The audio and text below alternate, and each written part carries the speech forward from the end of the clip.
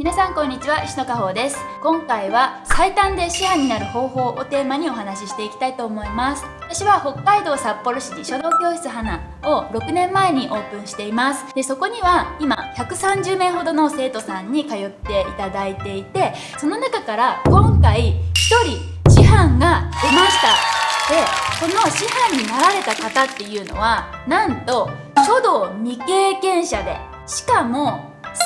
3年2ヶ月っていう短期間で師範を取得することができたんですね。で、よく考えてみてください。書道で師範になるって言ったらすごい長い年月かけて、最低でも10年ぐらいかかるんじゃないのっていうイメージ皆さん持たれてませんか？で、実際にその通りだと思います。いくらなんでも3年2ヶ月は早すぎるって私でも思います。その方がなんでこの短期間で3年くらいで師範になれたのかっていうことにはやっぱり理由があるんですね。私はずっとその姿を見てきました。なので今回は皆さんにその方がしてきた行動と学び方、こちらを皆さんにお伝えできればなというふうに思っています。で、これを皆さんに見ていただくことによって皆さんが書道を学ぶ時にもそれを実践していただければ学びの幅も広がるし、上達のスピードもぐーんと上がっていくと思うんですよ。で、皆さんももしかしたら最短で師範になれる可能性がありますので、ぜひご覧いただけると嬉しいです。それでは早速お話ししていきます。最短で師範になる方法1つ目、手本をしっかり見てた。これはどういうことかというと、隣に私が書いた手本を置いてそれを見ながら書くということではなくて、自分が書き始める前に手本をよーく観察して、わからない字はないかなとか、筆使いのここが難しそうだなとか、こういうところが美しく見えるなっていうのを書き始める前にしっかりポイントとして押さえておく。そしてわからないと思ったら辞書で調べる。そういった作業をその方は面倒くさがらずにやっていたんですよね。で、普通はその一手間がなかなかできなくて、私もそうなんですけど、ついつい面倒くさがってしまうんですよね。でもその方は面倒くさがることなく、わからない字は辞書を持ってきて調べて、書き順がわからなければアプリで調べてなど、そういった一手間を加えていたんですよね。一回調べてもすぐに忘れそうだなって思ったことに関してはノートにメモする、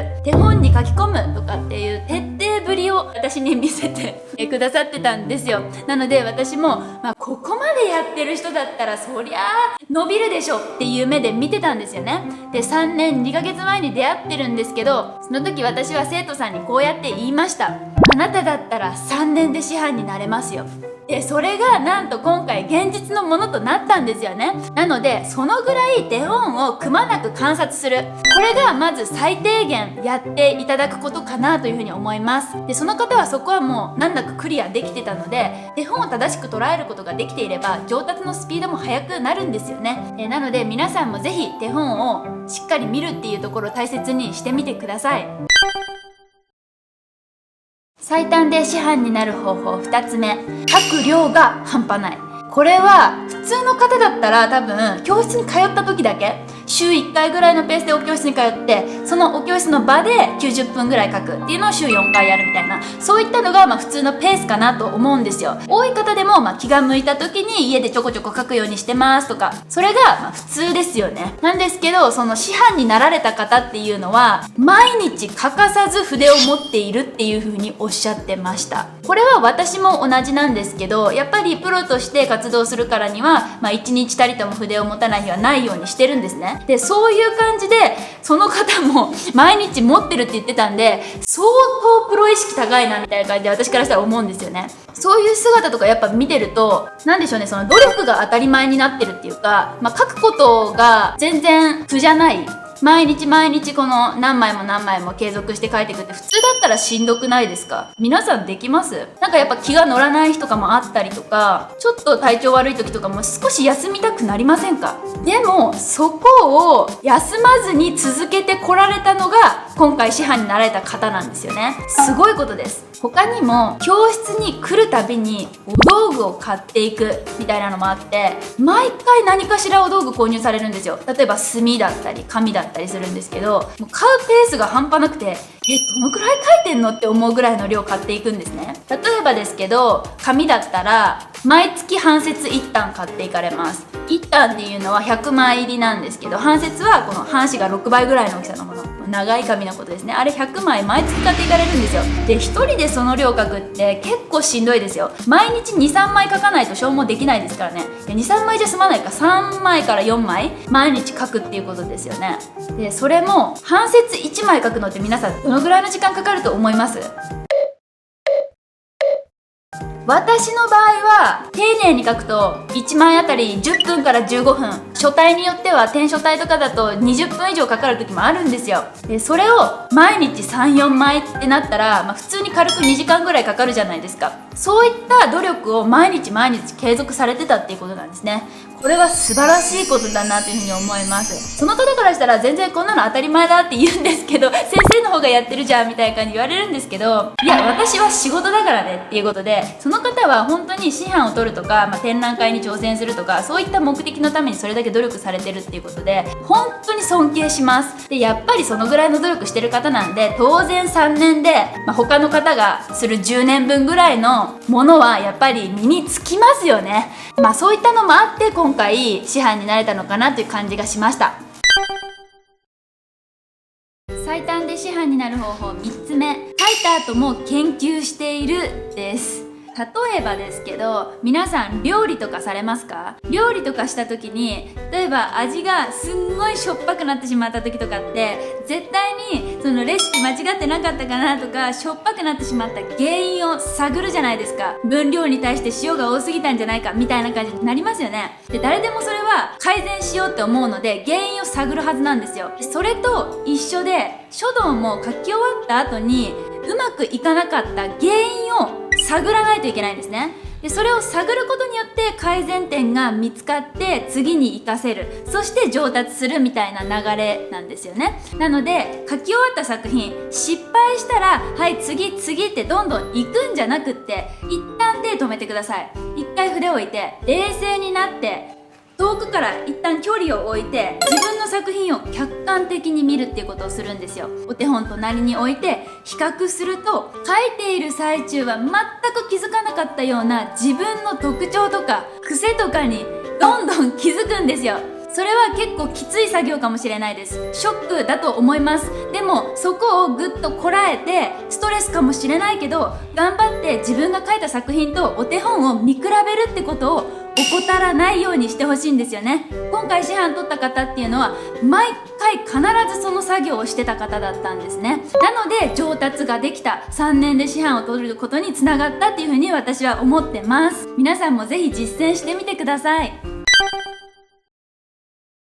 最短で師範になる方法4つ目、書道初心者なのに全国展に挑戦したことですね。で、これ何がすごいかっていうと、全国展っていろいろあるんですけど、読売書法会展とか、あと毎日書道展、そういったのが結構有名だと思うんですけど、それに挑戦するっていうことはどういうことかっていうと、その展覧会に挑戦している一般のこの出してる方々とか見ると、結構書道教室の先生やってる方だったりとか、書道経験10年以上ですみたいな方とか、ざらにいるような世界なんですよね。で、そこに書道初心者が挑戦するっていうことはすごいことなんですよ。そこに出品するってなると、やっぱり生半可な気持ちじゃできなくなりますよね。で、それがめちゃくちゃ重要で、読売書法会展に出すんだからこれだけ頑張んなきゃいけない、もっと書かなきゃ、もっと頑張んなきゃ、いやここまだできてないからもっと鍛錬しなきゃみたいな感じで、自分をこう奮い立たせるみたいなことにもつながります。そして出品して展覧会が実際にこう開かれた時にも、いざ自分の作品が大きい会場に並んだ時に、うわーここもっとこうしとけばよかったとか、うわー全然自分の作品下手じゃんみたいな感じで、悔しかったり落ち込んだりとかっていう経験をすることになります。で、この挑戦したことによってそういうのを味わうっていうことが一番大事なことで、その悔しいとかできなかったっていう気持ちが次につながるんですよね。もっと頑張ろうっていう風になって自分を奮い立たせることにつながるんですよ。でもこれもし挑戦してなかったらどうなってると思います？別に悔しい思いもしないし、別に普通に楽しんでやってれば十分かなみたいな感じになるじゃないですか。で、そうなると多分その方は3年で師範取ることできなかったと思うんですよ。普通にに、10年ぐらい続けてみんなと同じぐらいのペースで師範取るみたいな、そんな感じになってたと思うんですけど、この展覧会に挑戦したことによってみんなよりも早く悔しいとか、あとは受賞したらすごい嬉しい、次も頑張ろうみたいな感じになるじゃないですか。他の方よりも2倍3倍も経験を積んだっていうことなので、書道に限らず書道展に挑戦するとかっていうことに限らずですけど、何でも挑戦するっていうことが大切なんだなっていうふうに私はその方から学びました。私も実践していきたいなって思います。最短で師範になる方法5つ目、書道を楽しむです。でこれすごい当たり前の話なんですけど、その方はめっちゃ書道好きなんですよ。すんごい自分を追い込んでもう超努力して師範になったっていうよりも、ただ普通に楽しんでやりたいようにやってたら師範になっちゃったみたいなそんな感じなんですよね。で私その方に言ったことあるんですよ。そんな毎日書道ばっかりやってて病気になりますよみたいなで言ったことあるんですけど、いや全然もうほんと楽しいだけで、今まで逆にその仕事してる間は本当に書道するの我慢してて、習いたいって思ってたの我慢して仕事してて、やっとその仕事が、終わって退職して時間ができて、やっと書道できてるからもう爆発してるんですよみたいな。なので全然無理してないですみたいな、そんな感じだったんですよね。なので私はそれだったらすごいなと思って、じゃあ毎日どうぞやってください、好きにしてくださいみたいな感じで、今も全然その方は毎日筆持ってると思います。いやほんとたまに心配になるんですけどね。で私はちなみに大学生の頃書道学科に行ってたにもかかわらず、書道がその時は大嫌いになってた時期だったんですよ。もう筆持ちたくないし書道とあんまり関わりたくないみたいな、そういった時期私にもあったんですよね。本当に書道に距離を置きたいのに書道学科に所属してるからもうどうしようもなくて距離を置けずにいたんですけど、だから授業とかも出ても本当に右から左ですよ。本当に先生すいませんって感じなんですけど、で自分のその師匠のお稽古とかももちろんあったんですけど、4年間で先生が言うには私は2回しか稽古に来てないって言うんですよ。本当かなって思うんですけど、もうちょっと言ってたような気はするんですけど、でもそのぐらい書道から離れたかった時期でもあったんですよね。でマジでその苦しみながら書道やっててもマジで上達しないので、皆さんに大事にしてほしいのは、ほどほどに頑張る、自分の無理のないペースで頑張るっていうのを大切にしてほしいなというふうに思います。はい、ここまでで最短で師範になる方法についてお話ししてきました。別に私は皆さんに最短で師範になってほしいなんて一つも思ってないんですよ。全然そこは焦らずに牛歩のごとくですよね。ゆっくり一歩ずつやっていってほしいなというふうに思っています。ただ中には急いでる方もいらっしゃいますし、その方のためになればなっていうのもあります。あとは師範とか特に目指してない方でも効率のいい練習方法が知りたいとか、すごく結果が出るの早い人はどういった練習方法をされてるのかとか、努力量、その練習量どれぐらいやってるんだろうみたいな、そういったこともお伝えしたかったので今回動画にさせていただきました。とは言っても皆さん生活スタイルそれぞれバラバラですよね。仕事されてる方がいたり、お子さんいらっしゃる方がいたり、忙しい方が多いことと思います。なので皆さんぜひ無理されることのないように自分のペースで楽しみながら続けていってほしいなというふうに思います。で、このチャンネルではこういった書道の学び方だったり書道の基本的な知識を中心に配信しています。興味のある方はぜひ下の赤いチャンネル登録ボタンから登録をよろしくお願いいたします。高評価やコメントもお待ちしております。それではまた、さよなら、バイバイ。